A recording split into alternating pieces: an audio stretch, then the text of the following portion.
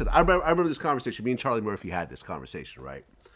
And I was like, why doesn't Eddie do stand-up anymore? Because he was so phenomenal at it. He goes, because he would suck at it right now. He'd have to get back on the road, and he'd have to do a bunch of clubs and get his chops again. If Eddie Murphy just hit the stage after not doing it for 20 years, he wouldn't be good at it. And this is Charlie talking. You disagree? I don't ever thought Charlie was good. Oh, in terms of stand-up? Yeah. He was okay at stand-up. Okay. Yeah, he was okay at stand-up. But he wasn't talking about himself. He was talking about his what brother. I'm saying is I have a hard time believing that if you're Eddie Murphy and you're that immensely talented, and part of stand-up is instinct. It's going from the gut.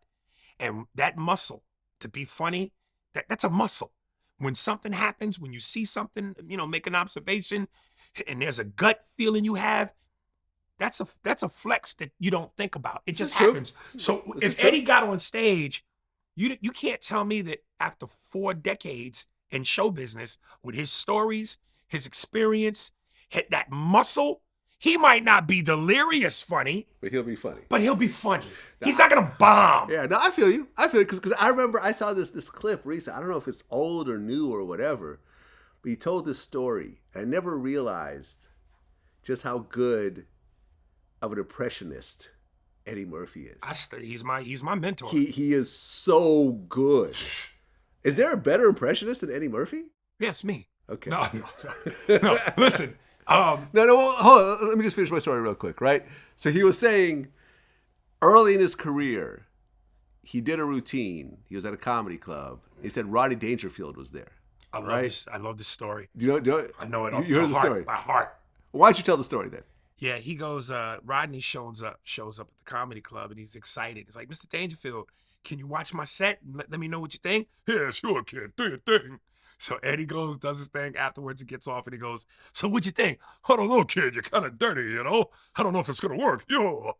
So then cut to Eddie is Eddie from Trading Places, 48 Hours. He's a megastar. Yes. And he goes, "I go into the bathroom at Caesars and I'm at the urinal, and Dangerfield comes up and is next to me. And he looks over him and he goes, 'Hey, who knew?'" and the you did it so much better than me. And the context to that was Eddie was on Inside the Actor Studio. And at the end of that show, if you've ever seen it, James Lipton allows the audience to ask questions. Mm-hmm. So one of the questions that Eddie got was, "What's your advice for an up-and-coming comic?" He goes, "My advice is to not take any. Because if I had taken Rodney's advice, well, then I wouldn't be where I am." And listen, man, 2 things. When it comes to impressions, and I tell people this, what made Eddie a master and guys like him and Rich Little was it wasn't just the voice. They became them. They embodied them. Yeah. The facial expressions. Yeah, you kind of became Rodney Dangerfield just now. This is why I'm so happy you did the story better than me. Yeah. I'm an OG in this game. Yeah. But they embodied them. Yeah. And I've seen some comics where they got the voice, but the jokes, and that's the other thing about Eddie. The way he married the impressions with the material were equally potent. Yeah. Some guys today, the impressions are solid, but the material's great, but the impressions, I ain't gonna say no names, but there's one comedian that does impressions, phenomenal, but his material is just not strong.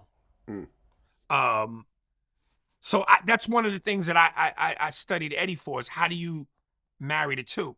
And of course, Delirious to me is like the Holy Bible as far as that goes, that example. So you like it better than Raw?